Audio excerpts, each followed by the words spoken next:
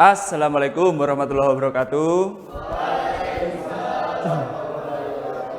Gimana kabarnya hari ini? Aman? Alhamdulillah. Ini hari ini kita pertemuan ke-6 ya. Berarti nanti minggu depan terus setelah itu UTS. Ya. Gimana, sudah siap belum? Alhamdulillah. Baik. Ini kan kemarin YouTube-nya sudah saya bagikan ke kalian toh. Sudah dilihat atau belum? Mosok. Coba peluang. Nah, ini siapa ini namanya? Saya kok belum hafal ya minggu ke-6. Namanya siapa? Salman. Peluang ini apa?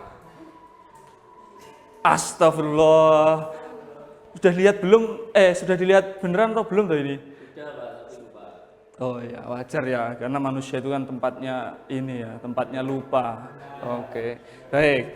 Kalau gitu, nah, sekarang kita akan bahas lebih lanjut. Kemarin kan di video kita nggak belajar tentang hitung-hitungannya. Sekarang kita lihat hitung-hitungannya. Apa itu peluang? Kenapa peluang itu ada dan manfaatnya bagi kehidupan apa? Apakah ini hanya untuk menyusahkan kalian sebagai mahasiswa atau memang ada gunanya? Sebenarnya kita sudah kalian lihat di video kemarin. Next saja, lanjut. Kita masuk. Oh iya, ini juga sebenarnya sudah saya tulis di blog. Nanti kita akan lihat ke situ juga, ke blog saya. Definisi peluang. Kenapa peluang itu ada? Kita lihat di sini. Peluang itu ada karena perjudian. Itu. Jadi di sini ingin saya highlight bahwa peluang itu muncul karena perjudian. Apakah sesuatu yang muncul karena sesuatu yang haram itu menjadi haram? Belum tentu. Ya, contohnya peluang ini, walaupun awal mulanya muncul itu karena perjudian, karena untuk ngitung judi online, dulu belum ada judi online ya. Di zaman kapan? Abad ke-17, ada Pascal dan Fermat, dia itu berusaha memecahkan sebuah masalah di suatu kasino ya. Dan kriteria yang digunakan itu harus bisa dihitung, sehingga itu jelas. Saya peluang menangnya 70%, saya peluang menangnya 30%, nggak kayak sekarang. Kalau sekarang kan katanya judi online peluang menangnya berapa? Mosok, gacor terus loh. Ya. Kalau berdasarkan podcast yang kemarin, peluang menangnya kan 0%. Karena secara algoritma mereka disusun untuk membuat kalian kalah. Kalau dari podcast kemarin, kalau saya nggak tahu ya, itu kan harus neliti ininya ya, jeroannya gimana. Oke. Setelah itu kita lihat paragraf selanjutnya. Gunanya apa? Ternyata yang paling penting itu adalah membantu analisis resiko dan pengambilan keputusan di masa yang akan datang. Sebagai contoh gini, kalian punya BPJS. Nah, iurannya berapa? Oh, kalian nggak bayar iuran. Tapi kan yang bayar iuran mungkin ada yang 100, ada yang 75. Gimana cara ngitung iuran itu? Padahal kan belum sakit. Punya ide? Oh, kalau punya langsung A ini kalian. Oh, ada yang punya ide nggak? Nggak ada ya. Oke. Ya, jadi cara menghitungnya itu harus menggunakan ini analisis resiko. Karena dilihat ke depan peluang kita sakit berapa. Kalau dilihat dari riwayat ya, kan pasti general check up dulu. Kalau kalian daftar di selain BPJS, kalau BPJS sih nggak ada kayak gitu ya. Tapi kalau kayak di Manulife, asuransi yang lain, itu pasti ada general check up dulu. Jadi dari situ kelihatan, peluang sakitnya berapa, peluang nanti meninggal saat umur segini itu berapa, itu bisa dihitung menggunakan statistik. Oke, untuk sementara itu dulu, langsung kita lanjut.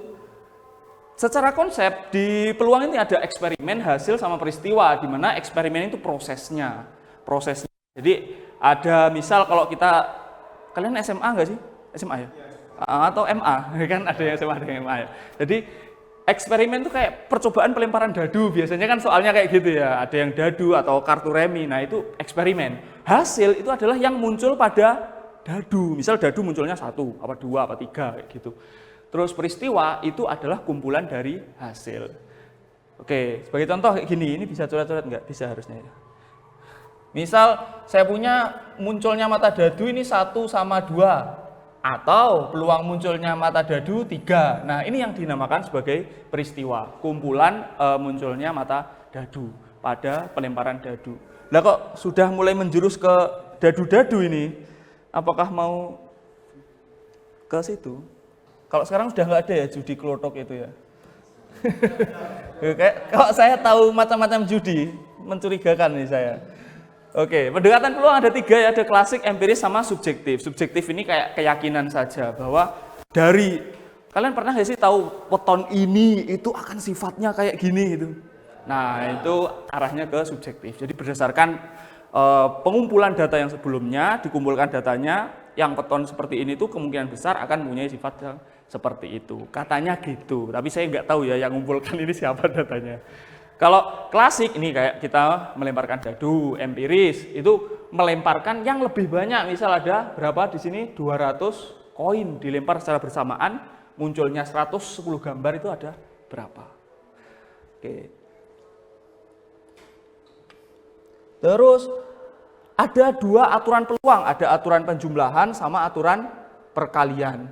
Gimana? Sudah mulai pusing atau belum? Belum ya? Oh sudah. Udah mulai ini ya, oke. Mulai hitung-hitungan, mulai pusing, wajar. Artinya itu kalian berproses, semakin bagus gitu. Tuh, kalau kalian nggak pusing, bahaya. Ini jangan-jangan saya ngomong, kalian nggak dengerin. Nah itu bahaya malahan, oke. Sudah mulai pusing, bagus itu. PA tambah B, itu berlaku untuk kejadian yang saling eksklusif. Sebagai contoh, peluang laki-laki di sini berapa? 1, 2, 3, 4, 5, 6. 6 dibagi keseluruhan. Ya, jadi ketahuan ya jumlah kelasnya. 40 anggaplah ya. 6/40. Terus yang perempuan ada 3. 3/40. Berapakah peluang laki-laki atau perempuan? Ya, berarti tinggal ditambah peluang laki-laki ditambah peluang perempuan. Itu kalau kejadian saling eksklusif. Bedanya apa dengan ini? Tidak saling eksklusif. Kalau ini dia punya irisan. Artinya apa? Ada laki-laki yang sekaligus perempuan. Ada nggak di sini? Nggak ada ya? Nggak ada ya? Contohnya gini lah, contohnya gini. Contohnya, misal kalian suka sama statistika, misal aja. Misal kalian suka statistika, ada juga yang suka misal Quran hadis. Ya, mata kuliah ya. Ada yang suka mata kuliah statistika, ada yang suka mata kuliah Quran hadis. Ada nggak irisannya? Ada nggak orang yang suka dua-duanya, statistika dan Quran hadis? Ada. Nah, itu artinya tidak saling eksklusif karena dia punya irisan. Tuh. Sekarang secara garis besar tahu ya bedanya? Ya, contoh yang gampang-gampang, yang susah kalian lah nanti latihan sendiri ya. Oke, next. Aturan perkalian sama kayak gitu. Ada 2 juga, independen dan tidak independen. Independen itu kalau dia saling independen itu kalau tidak saling berhubungan. Sebagai contoh, 2 mata koin dilempar, seret. Hasil dari mata koin ini sama hasil dari mata koin ini tidak saling mempengaruhi. Nah, itu namanya independen. Beda lagi kalau mata koin ini saya kumpulkan dalam botol aqua misal. Terus saya giniin. Nah, yang muncul apa? Nah, kalau yang pertanyaan seperti itu akan menggunakan peristiwa dependen. Karena ketika koin satu jatuh akan nubruk koin yang lain, jadi saling mempengaruhi hasil dari koin yang lain. Itu namanya peristiwa dependen. Jadi cara ngitungnya juga beda. Secara lebih lanjut, lewat dulu. Di sini ada peluang bersyarat. Peluang hujan sama peluang hujan jika mendung. Mana yang lebih besar peluangnya? Peluang hujan atau peluang hujan jika mendung? Nah, kalian sebagai orang Indonesia yang baik sudah tahu jawabannya. Itu. Tapi cara ngitungnya gimana? Sedikit lebih rumit dikit ya. Peluang hujan itu artinya menghitung hasil akhir. Peluang hujan dibagi peluang keseluruhan. Tapi kalau di sini bedanya apa? Sudah ketahuan, oh sekarang lagi mendung. Gitu. Jadi ada fakta tambahannya atau ada kejadian yang telah terjadi lebih dahulu. Mendung dulu, setelah mendung baru ditanyakan berapa peluang hujan. Artinya peluang hujan jadi makin besar. Tapi kalau sekarang misal nggak ada mendung, peluang hujan jadi makin kecil. Nah, kayak gitu jelas ya. Jadi antara peluang bersyarat sama peluang hujan biasa itu ada perbedaan seperti itu. Oke. Terakhir kita akan membahas tentang permutasi dan kombinasi. Apalagi ini ya, apalagi. Ini banyak istilahnya ya. Ada yang tahu mungkin dari kalian? Masa nggak ada yang tahu? Yakin? Belum ada, oke. Apa? Permutasi itu dari permutasi, kombinasi ya dari kombinasi. Apa artinya? Permutasi itu gini. Setelah misal sama nih ya, saya ambil laki-laki dan perempuan yang di depan, saya ambil dua. Nah, cara saya ngambil itu namanya kombinasi. Tapi ketika sudah saya ambil, setelah itu saya beri jabatan, misal satu ketua, satu jadi bendahara, itu menjadi peristiwa permutasi. Karena setelah diambil, lalu diberi jabatan. Ada urutannya. Terus sebagai contoh yang lain, misal 12 sama 21 sama atau beda? Beda. Karena 1 sebagai puluhan, 2 sebagai satuan. Di sini kebalikannya, 2 sebagai puluhan, 1 sebagai satuan. Itu jadi tidak boleh dibolak-balik loh ya kalau permutasi.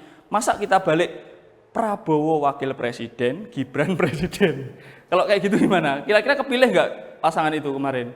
Tidak. Nah, ya kayak gitu ya. Makanya permutasi itu suatu kejadian yang urutannya itu tidak bisa dibolak-balik. Kalau kombinasi boleh. Kayak misal saya ambil 2 orang, mau saya kasih uang 50.000, 50.000. Nah, itu kan nggak ada bedanya. Sama-sama saya kasih 50.000. Tapi kalau yang saya pilih pertama saya kasih uang 100.000, yang saya pilih kedua 50.000. Nah, itu baru punya urutan, punya perbedaan.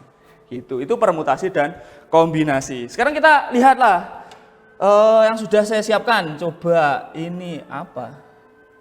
Nah, materi yang saya jelaskan tadi sebenarnya sudah saya rangkum juga di sini ya, semester sekarang mata kuliah statistik.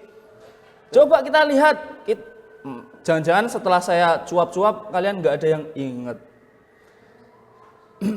Coba kita mulai dari sana. Tadi siapa namanya? Kok lupa? Salman.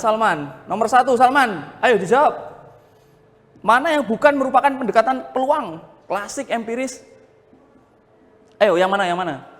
Tenang. Nggak akan saya kasih E kalau salah. Klasik. Coba kita jawab klasik. Salah.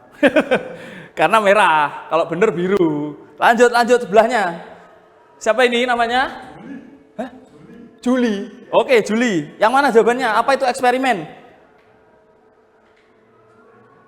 Salah satu kemungkinan hasil, proses menghasilkan tertentu. A, B, C atau D? A. Salah nih, ya Allah. Merasa gagal saya dalam kelas ini. Ya Allah. Lanjut. Sebelahnya siapa namanya? Rahma. Yang mana nih? Berapakah peluang muncul angka 1 pada dadu? 0, 1/6, 2/6, 3/6? 3/6.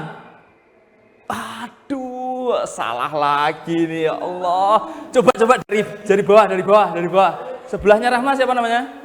Nia. Oke, Nia. Nomor 9 ini Nia. Mana yang tidak ada pada bab ini? Mana yang tidak ada? A, B, C atau D? B. Aduh, kok salah lagi ini. Lanjut. Sebelahnya Nia siapa? Maya.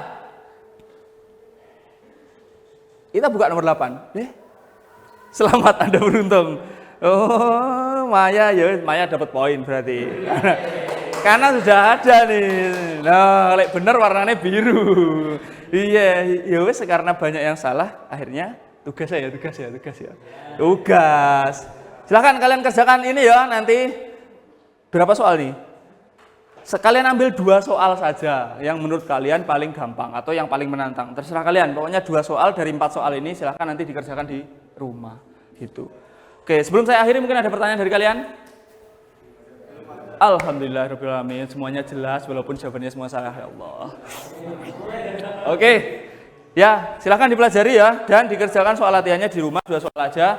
Terima kasih banyak atas perhatiannya semuanya. Saya mohon maaf jika saya hari ini ada kesalahan. Saya pamit undur diri. Wassalamualaikum warahmatullahi wabarakatuh. Waalaikumsalam.